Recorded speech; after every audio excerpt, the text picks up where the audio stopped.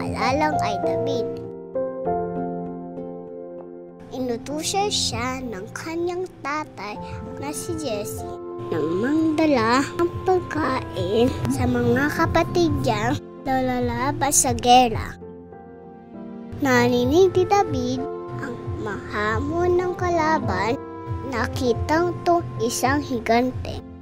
Palalang ng higante ay Goliath. Takot na takot ang mga sundalo kay Goliath.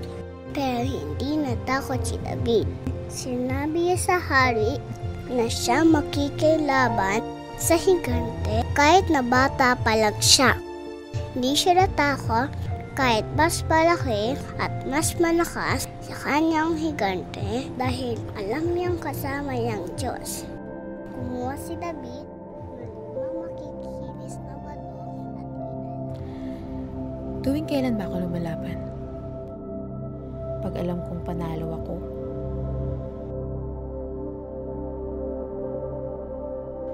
Tuwing kailan ba ako umaasa, Panginoon, sa'yo?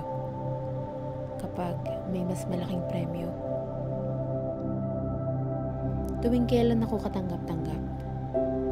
Pag maayos ang lahat? Kapag sa tingin ko, ginagawa ko'y sapat? Pag pakiramdam ko, husto na ang pagiging tapat? Ano ba ang karapat-dapat? Anong pagsamba ba ang katanggap-tanggap? Pagdating ko sa iyong paanan, may korona bang maihahandog? Pagdating sa paghuhukom, isa ba ako sa mga mabubuti mong katiwala? O magsisisi na lang at luluha? Pagdating sa langit, ginto ba ang kalalabasan ng mga gawa? Umaasa na ako sa lakas ko, nakalimutan kong sa iyo nga lang pala nanggaling to. Akala ko kasi kailangan perpekto.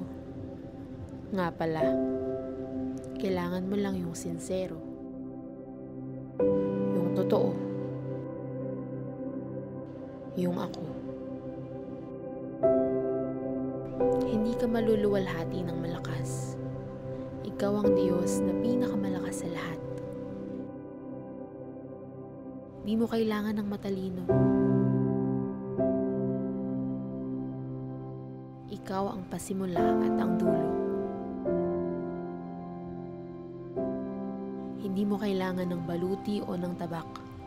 Ang kailangan mo lang ay 5 makikinis na bato at pusong handang sumunod, maglingkod, kahit walang kalaban-laban, dahil matagal mo na itong ipinanalo.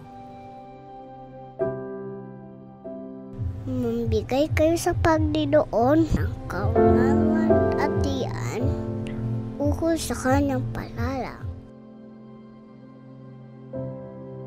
Magbigay kayo sa Panginoon ng kaluwalhatiang ukol sa kanyang pangalan. Lumaban si David kay Goliath, hindi dahil alam niyang mananalo siya o dahil magiging hari siya. Lumaban si David kay Goliath upang makita ang iyong kapangyarihan at ibigay ang kaluwalhatian na ukol sa iyong pangalan. Ako ba? Tuwing kailan ba ako lumalaban?